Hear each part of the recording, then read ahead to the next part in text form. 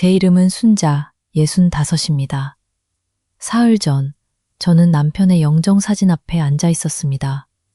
37년을 함께 산 사람이었습니다. 평생 성실하고 조용하게 살아온 사람이었지요.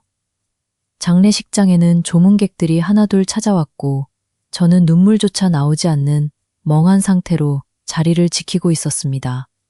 그런데 그때였습니다. 빈소문이 열리고 처음 보는 30 후반쯤의 여자가 들어왔습니다. 그녀는 영정사진 앞에 서더니 무너지듯 주저앉아 소리 없이 울기 시작했습니다. 그 울음은 조문객의 울음이 아니었습니다. 너무 깊고 너무 익숙한 울음이었습니다. 저는 조용히 물었습니다. 누구신가요? 여자는 눈물을 머금은 채 저를 바라보며 말했습니다. 저는 이 사람 딸입니다. 그 순간 제 다리에서 힘이 풀렸습니다. 우리 부부에게는 자식이 없었습니다. 결혼 37년 동안 단 한 번도 없었습니다. 그런데 지금 그 여자는 제 남편을 아버지라고 부르고 있었습니다. 그날 저는 남편의 장례식장에서 평생 몰랐던 비밀의 첫 장을 열게 되었습니다. 제 이야기를 먼저 들려드리겠습니다. 저는 28에 대식 씨를 만났습니다. 그는 시청 공무원이었고 말수가 적은 조용한 사람이었습니다. 우리는 중매로 만나 몇 번의 만남 끝에 결혼했습니다. 이 사람이면 평생 무탈하게 살겠다. 그 생각 하나로 결심했습니다. 결혼 후에도 그는 늘 같은 시간에 출근하고 퇴근했습니다. 주말이면 마당의 화초를 손질하는 것이 유일한 취미였습니다. 하지만 우리에게는 끝내 아이가 생기지 않았습니다. 결혼 5년째, 병원에서 제게 문제가 있다는 사실을 알게 되었습니다. 그때 대식 씨는 단 한마디를 했습니다. 괜찮아. 우리 둘이면 됐지. 그 말은 제 평생 가장 큰 위로가 되었습니다. 저는 그 말을 믿으며 아이 없는 삶도 행복하게 받아들였습니다. 싸움도 거의 없었고 큰 어려움도 없었습니다. 정년퇴직 후 대식 씨는 더욱 말이 없어졌습니다. 가끔 혼자 외출하는 날이 있었지만 저는 친구를 만나러 가는 줄만 알았습니다. 지금 생각하면 그 외출들이 자꾸 마음에 걸립니다. 하지만 그때는 조금도 의심하지 않았습니다.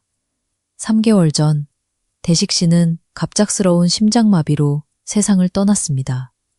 아무 예고도 없이 우리의 평범했던 일상은 그렇게 끝나고 말았습니다.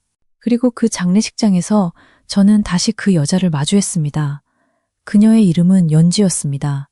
빈소 한쪽에서 마주 앉은 순간 제 손은 떨렸고 목소리도 제대로 나오지 않았습니다. 연지 씨가 조용히 입을 열었습니다. 아버지가 결혼하셨다는 건 알고 있었어요. 하지만 이렇게 찾아오게 될 줄은 몰랐습니다. 그녀의 이야기는 믿기 어려웠습니다. 대식 씨는 저와 결혼하기 전 한 여자와 함께 살았고 그 사이에서 연지 씨가 태어났다고 했습니다. 어머니는 제가 3살 때 돌아가셨어요. 그 뒤 아버지는 저를 시설에 맡기셨대요. 그 말을 듣는 순간 머릿속이 하얘졌습니다. 37년을 함께 살면서 이런 이야기는 단 한 번도 들은 적이 없었습니다. 저는 떨리는 목소리로 겨우 물었습니다. 그런데 왜 이제 와서 말씀하시는 거죠? 연지 씨는 가방에서 낡은 편지 몇 장을 꺼냈습니다. 아버지가 몇 년 전부터 저를 찾아오셨어요. 한 달에 한두 번씩 몰래요. 그 말을 듣는 순간 대식 씨의 가끔 있던 외출이 떠올랐습니다. 친구를 만나러 간다던 그 시간들은 사실 연지 씨를 만나러 가던 길이었습니다. 연지 씨는 고개를 숙인 채 말했습니다. 어머니께는 절대 알리지 말라고 하셨어요. 죄송합니다. 저는 아무 말도 하지 못한 채 영정사진만 바라보았습니다. 37년 동안 함께 살았던 남편과 지금 알게 된 그의 모습이 같은 사람이라는 사실이 믿기지 않았습니다. 장례식이 끝난 뒤 저는 며칠 동안 방에서 나오지 못했습니다. 머릿속에는 단 하나의 질문만 맴돌았습니다. 그 사람은 정말 나를 사랑했던 걸까? 37년 동안 나는 무엇을 믿고 살아온 걸까? 아이가 없어도 괜찮다던 그 말마저 거짓이었을까? 저는 대식 씨의 서재를 뒤지기 시작했습니다. 평소에는 손도 대지 않던 서랍과 낡은 수첩을 하나씩 살펴보았습니다. 그러다 또 하나의 충격적인 사실을 발견했습니다. 수첩에는 연지라는 이름으로 매달 일정한 금액을 송금한 기록이 남아 있었습니다. 무려 20년 가까이 단 한 번도 빠짐없이 이어진 기록이었습니다.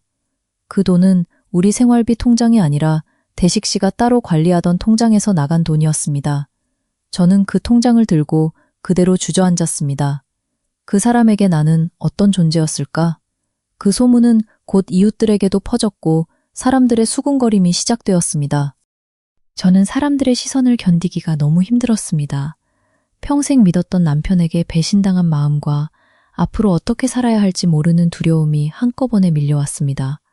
무엇보다 가장 괴로운 건 이제는 그에게 아무것도 물어볼 수 없다는 사실이었습니다. 한 달 뒤 연지 씨가 다시 찾아왔습니다. 그녀는 낡은 상자 하나를 조심스럽게 안고 있었습니다. 어머니, 아니, 이건 꼭 드려야 할 것 같아서요. 상자 안에는 대식 씨의 일기장과 편지들이 들어 있었습니다. 떨리는 손으로 첫 장을 펼친 순간 저는 평생 몰랐던 진실을 마주했습니다. 대식 씨가 연지 씨를 시설에 맡긴 것은 그녀를 버렸기 때문이 아니었습니다.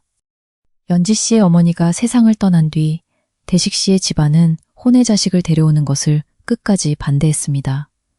23살이던 그는 아무 힘도 없었습니다. 대신 매달 시설로 돈을 보내며 그것이 자신이 할 수 있는 유일한 책임이라 믿었습니다. 저와 결혼한 것도 도피가 아니었습니다.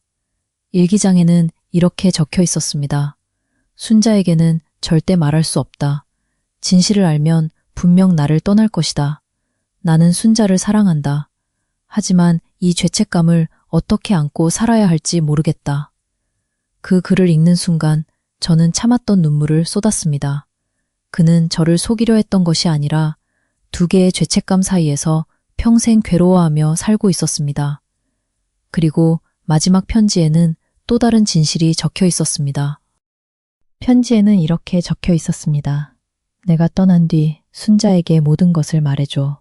미안했다고, 그리고 고마웠다고 꼭 전해줘.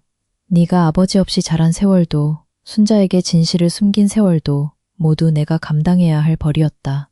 그 글을 읽는 순간 저는 37년의 결혼 생활이 거짓은 아니었다는 것을 깨달았습니다.